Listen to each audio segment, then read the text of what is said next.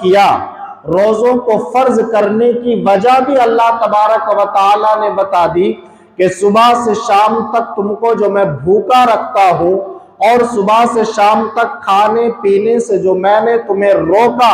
اور میں نے تمہیں حکم دیا، آخر اس کی وجہ کیا ہے؟ اللہ تبارک و تعالی نے فرمایا کما کتب علی الذین من قبلکم لعلکم تتقون، تاکہ تمہارے اندر تقوی پیدا ہو جائے۔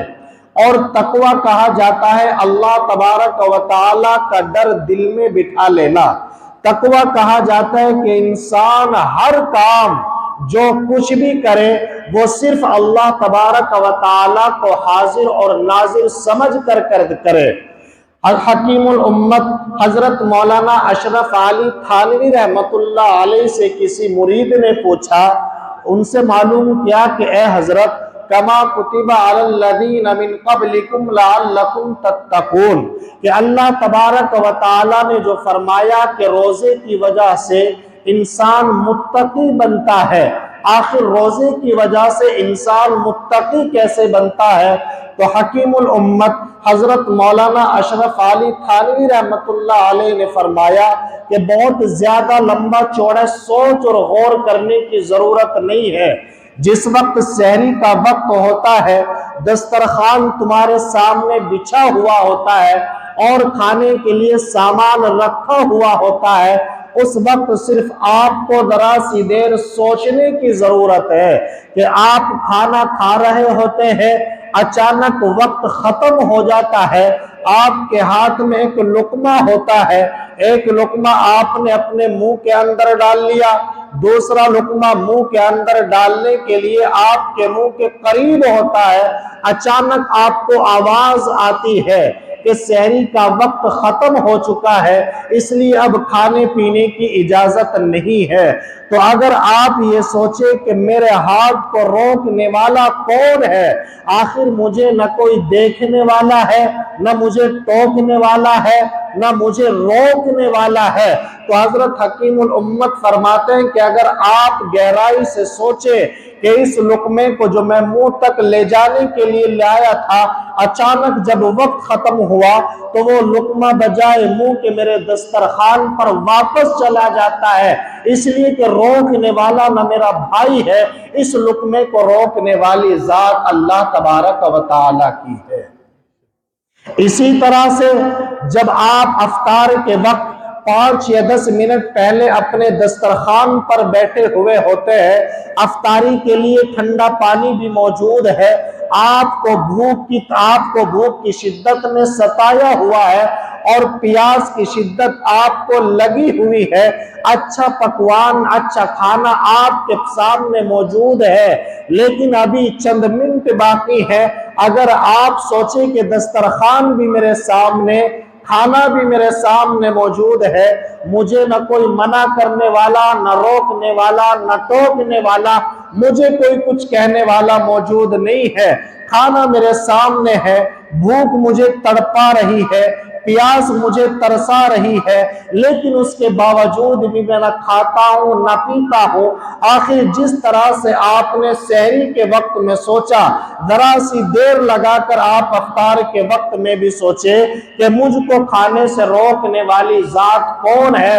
تو آپ کے دل میں یقیناً یہ بات پیدا ہوگی کہ اس کھانے سے روکنے والی ذات اللہ تبارک و تعالی کی ہے۔ اسی کا نام تقوی ہے، اسی کا نام تقوی ہے کہ سحری کا وقت ختم ہوتے ہی روکا مجھے اللہ تبارک و تعالی نے، تو میں فوراً رک گیا،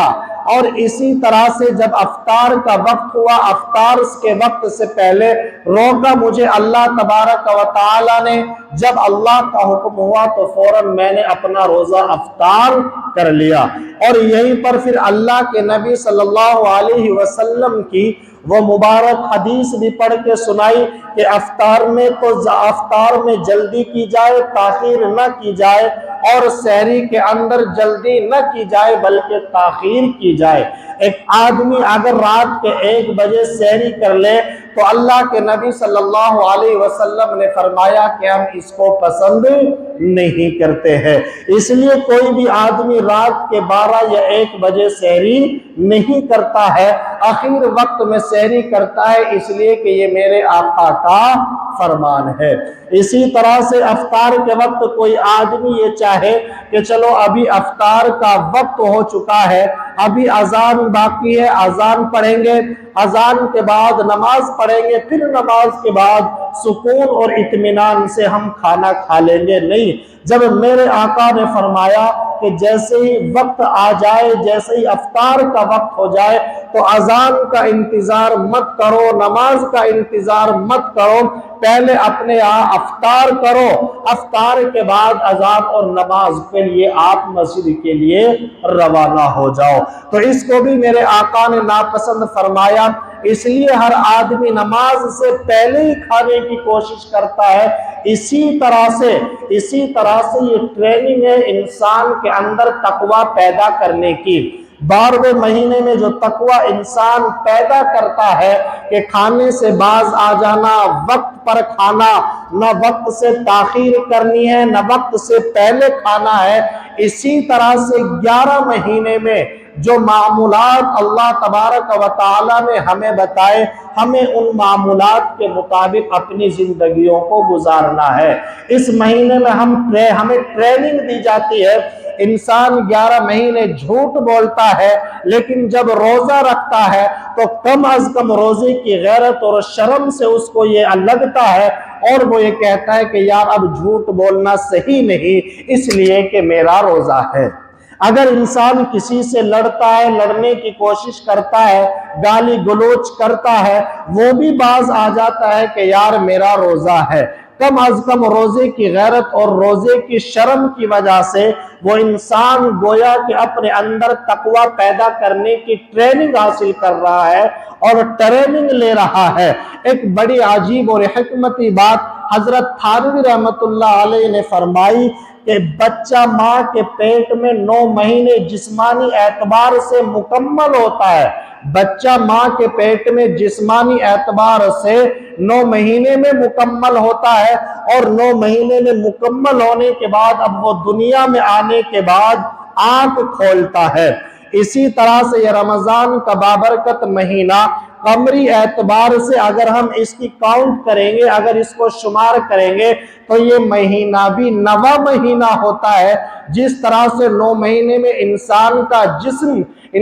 کا جسم مکمل ہوتا ہے، اسی طرح سے رمضان کے بابرکت مہینے میں جو قمری اعتبار سے اسلامی کیلنڈر کے اعتبار سے 9واں مہینہ ہے، انسان کی روحانی اعتبار سے بھی تقوی اس 9ویں مہینے میں اللہ تبارک و تعالی مکمل کرتا ہے۔ تو اس مہینے کو اللہ تبارک و تعالی نے جہاں نیکیوں اور عبادتوں کا کہا، وہیں اللہ تبارک و تعالی نے لعلکم تتقون کہہ کر یہ فرمایا کہ جہاں آپ عبادتیں بہت زیادہ کرتے ہیں، وہاں آپ کو اس مہینے میں گناہ سے بھی بچنے کی ضرورت ہے۔